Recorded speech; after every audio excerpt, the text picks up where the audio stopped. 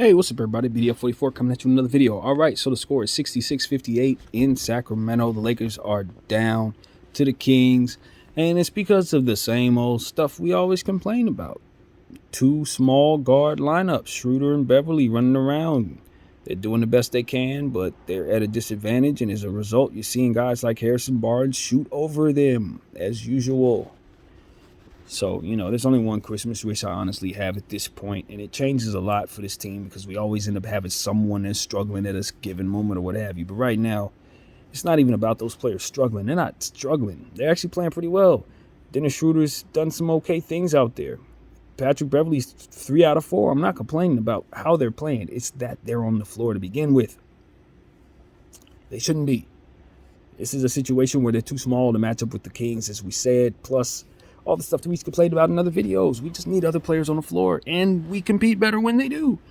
The score is reflected very poorly when he puts those two on the floor, and when he sits them down, everything seems to stabilize because of this ability to just be bigger. Now, we got to understand, the Sacramento Kings have a million centers on this team, and they choose different ones to play at random. Tonight, it's Chezi Metu. This dude is like 7'1", and he's dunking stuff, so we got to understand he's rebounding the ball, coming in, scoring immediately.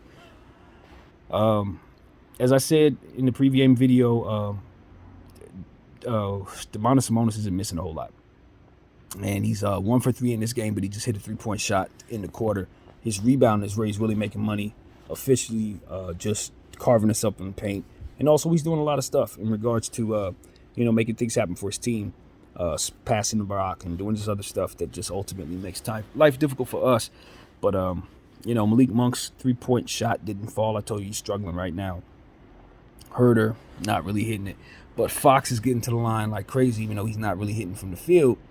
They just send him to the line over and over and over and over and over again, sort of like Donovan Mitchell with the Cleveland situation, where we just kept watching him shoot free throws all night long. I kind of feel like this game is one of those where the officials are kind of making sure the home team's getting their calls, and I feel like we're not really getting ours. This is one of those games, but we're trying to be aggressive, but without Russell Westbrook, it's kind of hard. Without Austin Reeves, it's a little difficult to find opportunities to not have to force yourself into playing guards you don't want to play. Now, what we saw in this first half was what happens when you don't keep your 3-point discipline in place. We saw Lonnie Walker take a 3-point shot he had no business taking early in the shot clock. It turned into a transition bucket. We saw Braun take a 3-point shot earlier in the shot clock, turn into a transition bucket. You can clearly see it. All the evidence that we talk about, all the things that we don't really like from our team, we saw small glimpses of it. Not too much, but enough to let it be evident. The two small guard lineup is trash. It doesn't work. We saw that. Shooting early 3-point shots in the shot clock without anybody to rebound the ball, it's trash. It turns into transition buckets, and we shouldn't do it. So we're seeing what we need to see. Turnovers against the Sacramento Kings. They do force a lot of turnovers, but last I checked, they only had like 2 steals as a team. We've turned the ball over, and we've given them the ball. Wenyen Gabriel. Here's some of the issues that we said that we saw from Damian Jones when he first came back after not being on the floor for a while. Setting screens, making sure the latency of the play was proper when you're playing off ball. We can't have situations where you're setting screens that calling fouls, turn the ball over. Wenyen came in and did nothing but foul and turn the ball over. That was it. So that's not like him. He's better than that. But tonight, his first half was awful. Max Christie was really good. Hit 2 out of 3 3-point shots. His 3-point shot has fallen, as we said. That last game, I guess, was a fluke.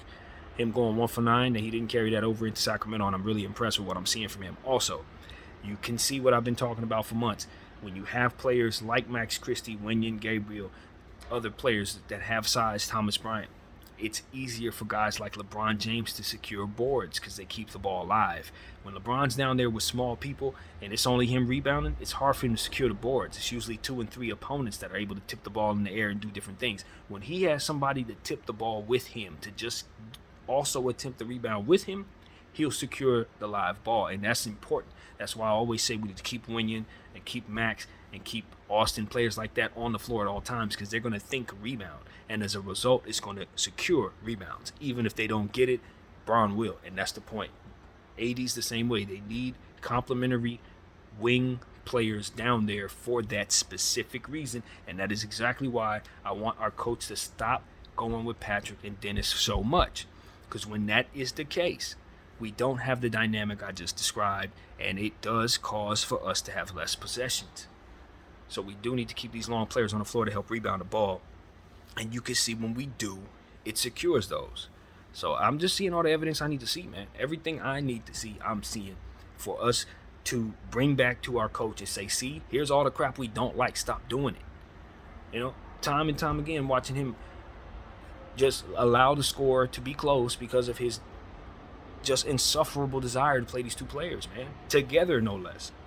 And it's an eyesore. It's not good for the team on the books either in regards to our contract situation. It doesn't help us featuring them like that.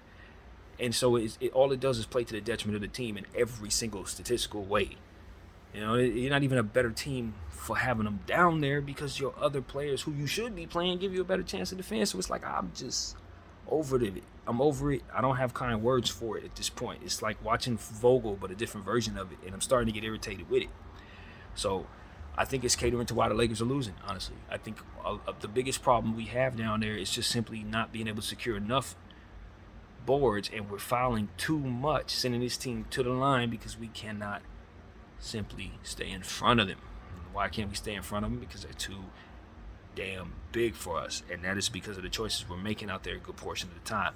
Now, I'm loving what I'm seeing from LeBron James. He is scoring the ball, doing all the stuff that we needed him to do against Phoenix and wasn't down there. This is the type of stuff that we were missing. Easy buckets.